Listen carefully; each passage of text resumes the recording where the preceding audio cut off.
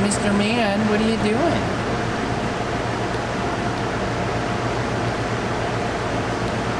Oh, he's a good boy.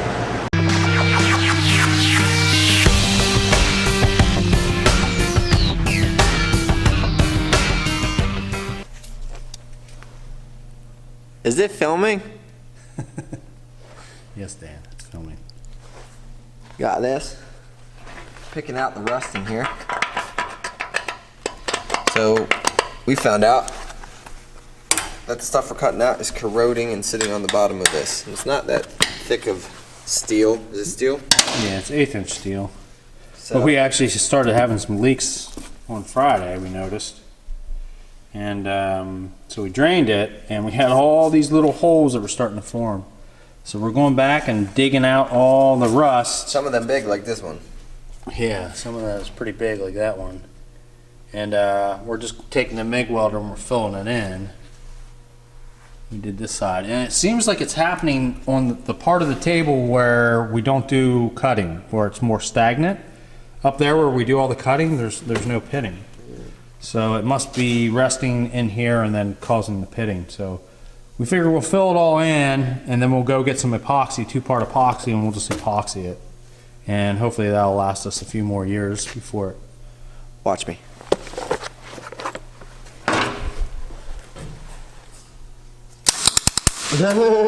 Fail.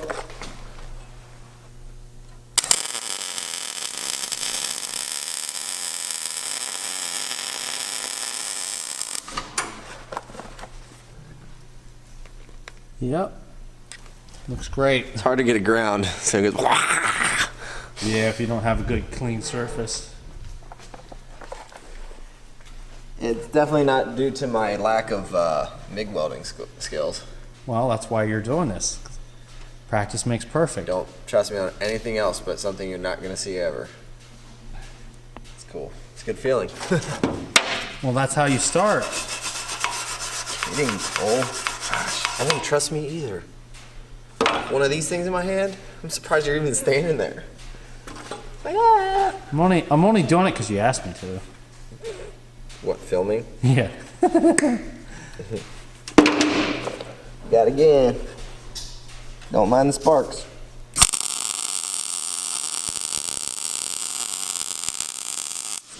Yeah, that was better. That is so pretty. Said no one ever. And I smell like metal.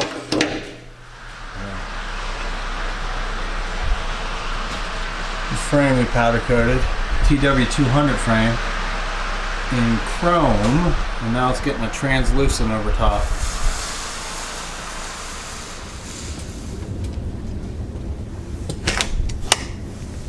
Alright, we have a TW frame, TW200 that we did yesterday. This is a base coat of chrome with a top coat of translucent copper. Now, 2-stagers like this are really difficult. I've not had a lot of success with them, so I've had to. The powder doesn't want to stick to it if it's cold on the second layer. I don't know if any of you guys out there or that do a lot of powder coating for a living know of any tricks, but what I usually end up doing is pulling it out of the oven on the original coat while it's still hot after it's went through its bake cycle, and then spraying the top coat at 200 degrees. Problem with that is you can get inconsistencies with how heavy you get it because it flashes right away, so it's hard to tell. And if you get it a little too heavy, you can get runs. Now, it doesn't look like we got runs on any of this, but it definitely looks like we got it light in spots. Now, we did some test pieces before to see what it would look like. We tried it without any chrome base, just the silver base after we sandblasted it, and it looked terrible. It looked like poop brown. Then we did a chrome base. We tried shooting it cold, it wouldn't stick at all. So we heated it to about 200 degrees, and then it stuck fine. But like I said, it's easy to get heavy, it's easy to get runs. So we sprayed this really light. That's probably some of the reasons why it's lighter in spaces, but I'd rather it be a little lighter than have big runs in it or really heavy dark spots, which when we pull it out in the light, looks like I got a little dark here. Not sure, but the customer was A-okay with it because we did several test pieces. He said he'd rather it look like this than to have just to do it black or a solid color. He really wanted this. And most of this frame you're not going to see anyways. The main thing that you see, I think, is part of this and maybe some of this down here, which seems to look okay. Everything else is hidden on the swing arm. You will see the swing arm. So, it doesn't look terrible, but it's definitely not perfect. You can see it's light in areas where it just didn't want to stick. And if you tried to really get it in there, like what you would do on your base coat, it would get so heavy it would probably actually start to run and it'd be really dark brown there and light there. So if anybody has any ideas, any tricks that other than shooting it hot to try and get a powder to stick on the second coat, that would be great. Alright, I gotta powder coat some rims, so I gotta get this out of the oven.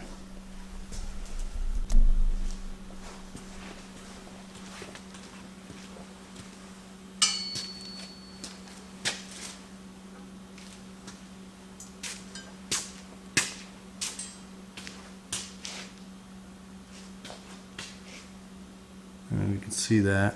It's coming up on the camera or not. It looks pretty good there. We actually shot this one a couple times and stripped it several times, and this is actually, believe it or not, the best result we got so far. This guy's the rear subframe, you won't even see it at all, but it actually looks pretty good.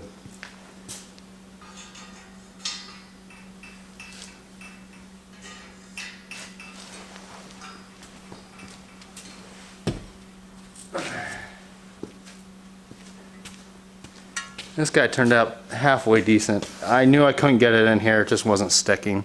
So it's a little light in there. It's a little light on the side there as well. That side's a little bit better. Any tips or tricks? If you guys got them, I'd love to hear them. I don't do a lot of two-stage coatings, mainly for this reason. And the frame.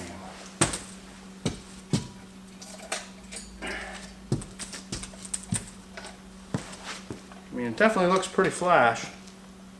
I just wish we can get a little bit better consistent finish on it. Oh, this thing's heavy. You can see that. You definitely see it's a little light in here. But it's a translucent copper, so it's, I don't know if it's necessarily meant to be consistent. I would think you'd want it to be. There it's a little light, you can see. Again, you're not going to see any of that once the body work and everything's on. The things you're going to see are down here, and I made sure we got that coverage good. It's hard. It's a fine line because you get it too heavy. Like I said, you'll get runs in it. And the test pieces we did, if you got too heavy near the edges, it would get a lot darker, and you would see it kind of build up. But we did pretty good. It's just things like this that's really inconsistent. So, like if you're doing a set of wheels that's going to be completely visible, I would not feel comfortable, you know, selling that to a customer. Now this customer is actually a good friend of mine, so, and he actually was in here multiple times. You actually saw in previous vlogs he was sandblasting, and yeah, the frames are a pain in the butt to sandblast because there's so many nooks and crannies, but she's looking pretty sweet. I'm not gonna lie, it's a lot better than I thought it was going to turn out. A lot better. There are just a couple little light spots. And I could see it when I was hitting it hot. It wasn't flashing, wasn't sticking. But I know if I kept trying to shoot it in that area, it would get so heavier out here that these would look really dark. And you can actually see it is kind of a little bit dark. See how that edge is a little darker? That was me trying to get it in there. And I just cut my losses. And that's mostly because we did a couple test pieces beforehand to see the best way to get it to stick and not look terrible. Had I shot this the first time without shooting those test pieces, it probably would not have turned out this nice. But all in all, I'm actually pretty impressed with it. We don't have any runs, no major dark spots, couple light spots. Just some 4 wheels for a Yamaha Raptor 700. Powder coating them in flat black.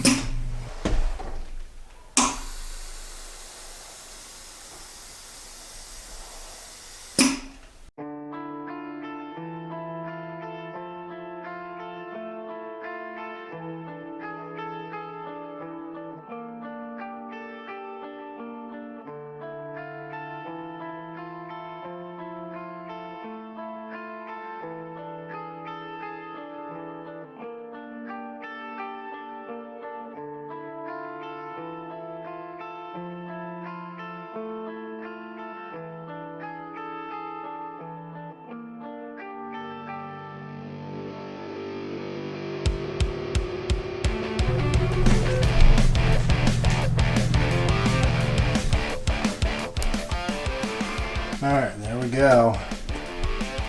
All powder coated up. The front rims I did the entire rim. The rears I only did the faces and the inserts. I didn't do the barrels because we really sandblast those and it doesn't really matter. But practice makes perfect, so I figure I might as well try getting these since I use my little air valve hole extensions on the front. The only problem is the powder didn't want to get behind there on this one here. And I actually had to pull it out. And so this one I just hooked first shot there and then hooked that on. And then was able to get the rest of it. That's a better way to do it than this way. So, but now we're ready to fire up the oven. Shutter. Our latches. I come over here to my main. Service disconnect. Flip on. And this thing should start. She's at 48.9 degrees. That's what temperature it is in here right now. So that will bring the temperature up. This controller, this PID, will control the burners through a contactor, which is like a heavy duty relay. And it turns it on and turns it off till it gradually brings it up to whatever it's set at. I think it's 375. Yeah, 375. Now your temperature goes by your part, not by the temperature of the oven's reading. There's a little thermocoupler in there that reads the temperature of the oven, but the thicker the part, the greater it'll hold heat, the longer it'll take the heat up. The thinner the part, and if it's like aluminum, it'll heat up quicker. It'll actually be hotter than the oven. So this just needs 10 minutes at 400 degrees. I found 375 gets that really close, like 398. So the thinner stuff. So that will go ahead and do its thing. It'll probably take about 45 minutes for it to get up to temperature, and the 10 minutes it takes to cook. Yeah. Dan. You had the lens cap on. Shh. I'm not used to having a lens cap. I have water. Dan's been working a lot more today on finishing this. I've been doing things, friends. So we discovered when we actually got down here, there was actually quite a bit of pivoting in here when we cleaned it. Yeah, that's fine. So he's just been going in and filling these in. All these holes or divots that will eventually become holes. Did I do good, boss? You did good. All right. So far. So I'm still debating if we're going to epoxy this or not, but I'm pretty much thinking that's a given. What are you doing? I just forgot to brush off that one. See, this is getting hairy in here. I don't know if I should just fill that in or not. That's fine. But it's like really dirty down here, and it keeps on like sparking. Yeah, you got to clean it and clean it and clean it and clean it and brush it and cup it and take the little wire brush and get it, which you're wearing out. Yeah, there's like nothing left on it. The bristles rolling. Well, that's because they're like tongue scraper. Hey, Ross. Well, I was working on one over here in this other room. Our friend Greg, since he so graciously had me powder coat his stuff for him. Thanks, buddy. We started putting this wall up here. We got some trim we got to do out around there. We got to cut some 2x4 in there. We're going to patch that in. We're going to do trim across the base here. We still got to tie up and over here yet. Yeah. We'll get to that probably in before summer, at least. Yeah, summer. Also got packages delivered from UPS. There's Mr. Man. Where'd you the one? I put him over here because Dan was making the toxic environment over there. Yep. Yeah. So, I don't know. Let's open some stuff. Here. Right. What is it, Wiggs?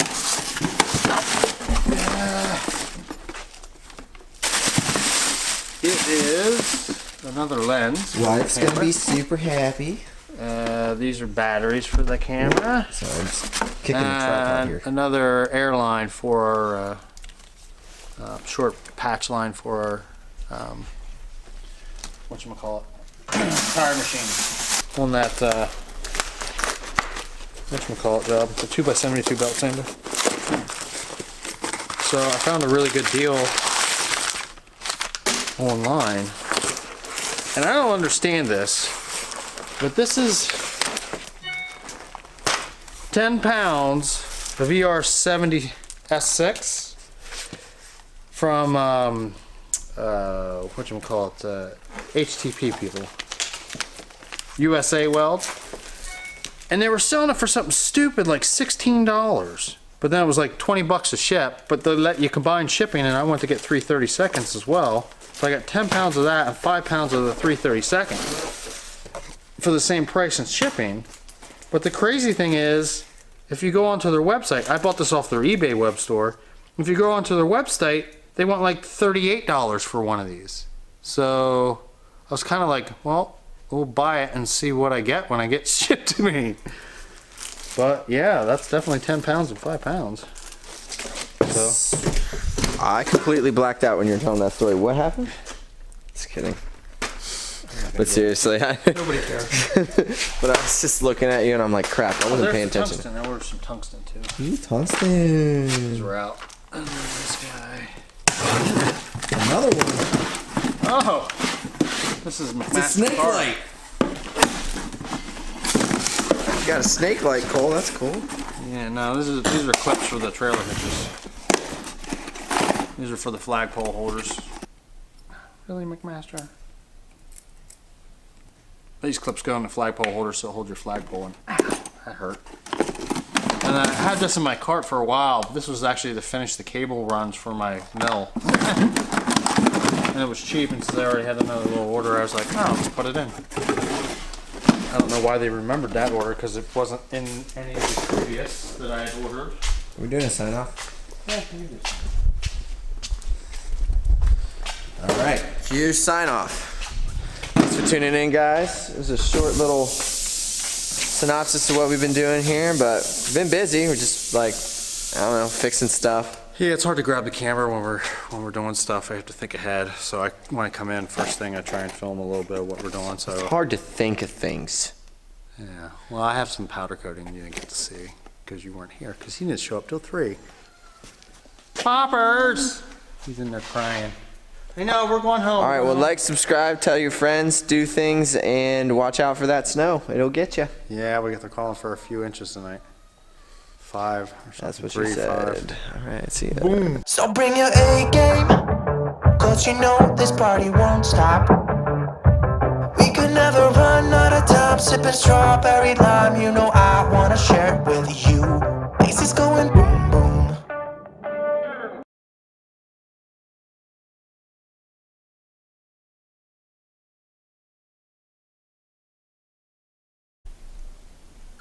Hey, Poppy. What are you doing? What are you doing, buddy? You ready to go home? You ready to go home? You done guarding the door?